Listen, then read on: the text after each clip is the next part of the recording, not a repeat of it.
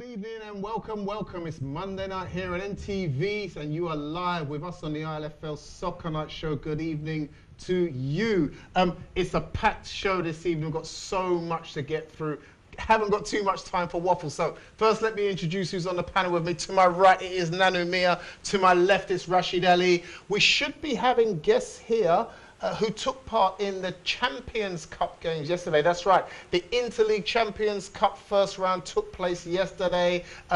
Didn't felt disappointed. We had 5 ties out of the 8 take place at Hackney Marshes yesterday. And without further ado, we're going to take a look at the screen and show you what happened. Here it is for you. And if you're one of the lucky few, really sorry. Al Huda.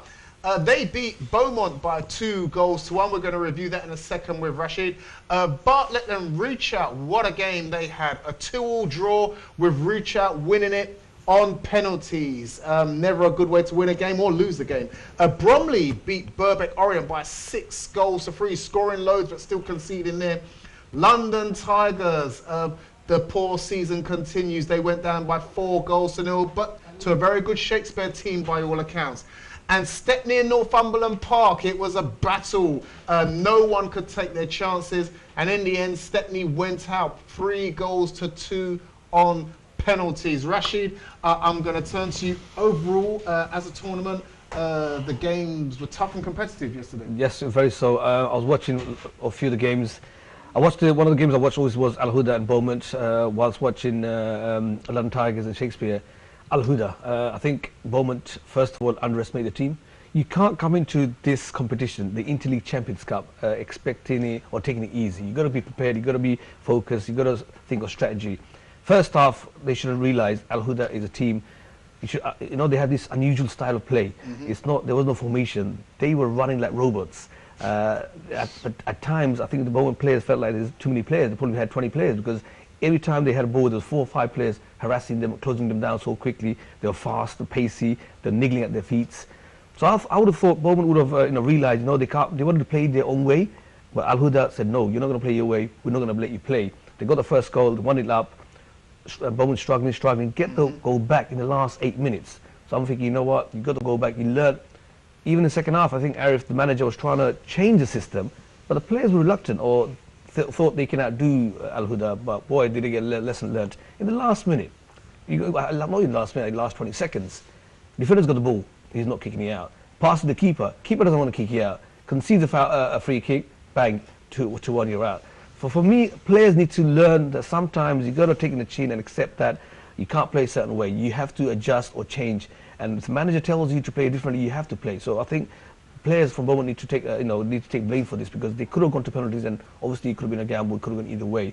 But everyone needs to watch out for this team, Al Huda. They're unorthodox. Is the best way. Is the best way to explain. Street style of football. It is, and I've got to give credit to them. They were fit. They run and they were hunting. They're like a pack of wolves when they were attacking the Beaumont players. So it's an unusual style. I think no one's used to. And this is the interesting about this new league when you play different teams from different.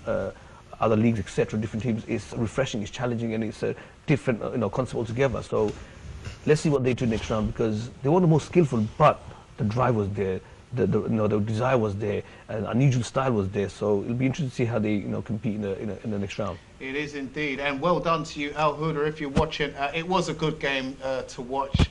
Love the energy, love the enthusiasm, love the passion on the side. From your guys there. Just to echo what you were saying there, the Beaumont manager Arif posted something as well which pretty much backs up everything that Rashid said, but he did end by saying he wishes Al Huda well in the next round, and with age goes sharpness. That was your quote and not mine, Arif. Let's move on to Stepney versus Northumberland Park. I kind of touted it over the last couple of weeks as probably one of the bigger games. I think, to be fair, both teams didn't have a full strength side out there, and in the end they ended up cancelling each other out. Stepney had periods where they probably could have taken chances. They have to thank their long-standing goalkeeper Sham for saving a penalty in the first half. Northumberland Park was strong in the second half and the legs ran out on Stepney, and then the lottery of penalties knocked our last year's finalists out. I think we've discussed about Stepney's situation for the last couple of years. It's the same old question, they still have a lot of vets players. In fairness, they did say they're going to use a lot of youth B team players, which they did. But once you're in this competition, you need to have you know, a bit more experience, a bit more fresh legs. You can't rely on your so-called ex-superstars or the vets, because they had 7 or 8 vets playing for that team. So legs, obviously, in the second half, which one thing you must give credit to, they can sustain and hold back a lot of the time, grind out result, which they've been doing successfully. On this occasion, I think it was just a bit too far, and obviously penalty shootouts is a lottery. But credit to them, they held back. Not the best strongest side, and even the opposition didn't have the strongest side, so kind of like a stalemate. So penalty was more or less a fair result, to be honest. Northumberland Park, another one of the new sides in the competition now. In fact, it's those guests that we should be having on the show this evening. They are a few minutes late. They ran into some traffic problems, but we hope to have them in the second segment of the show. London Tigers going down to a very good Shakespeare side, but 4-0 is not the way the Tigers would want to bow out of this competition. To be honest, I watched the game as well, and this is the first time I saw the Tigers playing to their expected level. It's just they came across a team that's banging form, and it was stronger and faster than them. Had it been a different league game, I think Tigers would have got a good result, but they gave Shakespeare were a bit too stronger for them, a bit too fast for them. I think they're one of the good teams, one of the top teams from Hackney Elite Leagues. I think London Tigers not having the best of seasons, but they played well, but just not good enough. And obviously Shakespeare took full advantage right in the first 10 minutes. They outmuscled them, outpaced them, and scored the goal. After that, it was just too much for Tigers, and obviously the goals came coming in, and it was a convincing win. And I think Tigers, on the positive side, they look better in the recent weeks where they've been playing. So hopefully, if they can keep that attendance, I think that's the key thing with the new manager is struggling with players, getting a lot of new players and not regular team players. So hopefully, if he can sustain that team, then hopefully, he can kickstart his season, because obviously the league form is really poor as well. I've got mixed feelings about this Tigers results, to be honest with you, because on the one hand, okay, they've had a loss, which you don't expect from a Tigers team so early on the season, and secondly, on the other hand, they've been losing very early on in this competition. It just shows that teams who can perform in this sort of competition do perform, and the teams that don't, it's just one of the things that they get jinxed. They just can't perform later on. The Stepney result, I'm actually surprised they actually went on to a 0-0 draw and then went into penalties, because Stepney is in the same team as we've seen in the previous years. They're like 2 times runners up, and you expect them to be, scoring a few goals. But this season, it is a very different team. It's not the same team. There's not many youths as they used to have in the previous season. So, but having a 0-0 draw in this type of competition, I think it's an amazing result for them, to be honest with you. That actually boosts some of the confidence in the team. And actually maybe giving some of their B team players a run out as well gives them a huge amount of experience playing in a game like that. The 2 ILFL teams that did make it through, Bromley and Reachout, well done to you guys. Bromley love getting up in the morning. They love the early morning kickoff. To be honest, the score reflects the desire, because with Bromley, they had the proper squad. I think they had more subs and new fresh players, because Hamid, the manager, he said he's really serious. He wants this competition. He wants to be successful, because obviously league's not that form, and this is a prestige tournament. So if you look at both Bromley and Reachout, both the teams came fully prepared, and they were not just on the day, week before, the team selection, the number of players on the pitch, the time they got there. That reflected, they got results. Reachout, although they got drew, the team played really well. Their manager, Michael, was missing for a few weeks. He's back. When he's on the pitch, you see the team performing, playing a different way. Hamid obviously took this game seriously. He was there early. He got a few more players. The squad was bigger, and they were prepared. So both teams are through, because I think they wanted a bit more other than likes of Beaumont. Could have had a better squad. London Tigers and Stepney should have added, because this is the Champions League. You've got to expect the other teams from other leagues are going to be here to compete. You're not going to hear, it's not your normal league game. So the hunger wasn't there. So I think Bromley and Reachout, I think their hunger reflected in the results, and I think they wanted more. That's why they threw to next round. Hopefully, that's a lesson for our other fixture for Ace to play next week. Well, that's a good link, because I was going to move on to the game next week, Ace versus El Valiente. Now they're kind of looking, Ace are watching El Valiente. You may be out there watching the show. Hi, good evening. They've seen now these results, and they know that it's something they can't take lightly. We know Ace won't take it lightly. And they shouldn't. And if they're prepared, if they come on time and they bring the proper squad and extra players, I'm sure they'll be complete, because Ace are a good side if they all turn up on time, and if they have a proper squad, they have a chance. So we've seen 5 fixtures take part in the Champions Cup. There are 3 fixtures still to be played. One of those is to be played this coming Sunday. It's Ace versus El Valiente, ILFL versus Hackney and Leighton League. There are still 4 other teams to take part. One of them still coming from the Barnet Sunday League, Hackney and Leighton, and ILFL still to be represented. Gower All-Stars, as the champions now, will be looking. They've seen what's happened here. They beat Reacher in their semi-final. I think they beat Shakespeare in the quarter-final. They've seen those teams come through now, so they know the pressure is on them. And they've got strong teams to come up against in the next round, if they can get through their first round. From what I know, Gower All-Stars will be looking to maintain the cup, so they'll be ready for first round. They will want to compete. They want to keep the. They don't want to get the cup away. So from what I hear, they will prepare. So it should be interesting how they, on the day the fixture, they'll want to keep it. So it should be a challenging match.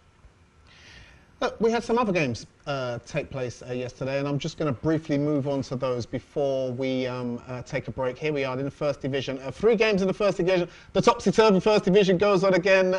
Goals raining left, right and centre. Arsenal and Esprit did not disappoint. 6 goals between them, but Arsenal, they've lost it 4 goals to 2. Esprit keep on banging in the goals against their opposition.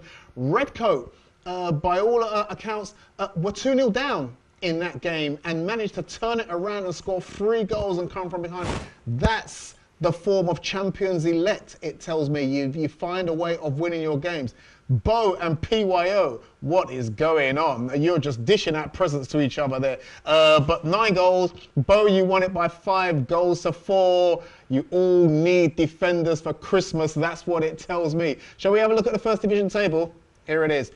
First Division table looks like this. Redcoat, that win was key to them with 9 games played and 25 points. They have a game in hand over their closest 2 rivals and an 8-point gap. That looks ominously like what was happening last season with Crusaders. I think the Seoul Youth was the same, wasn't it? Yeah, I mean, Crusaders are Crusaders.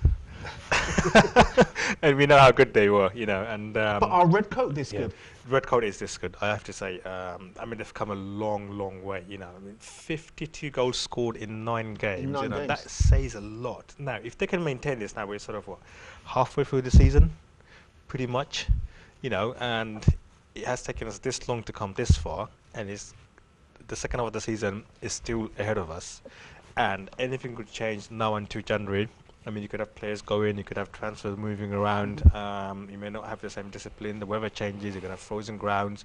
There's a huge difference, and if they slip up in January, then that might, I mean, which is a very low probability, but I'm saying it's happened before. It's happened to other teams who have slipped up, who has been up there right at the summit and then lost control of the league.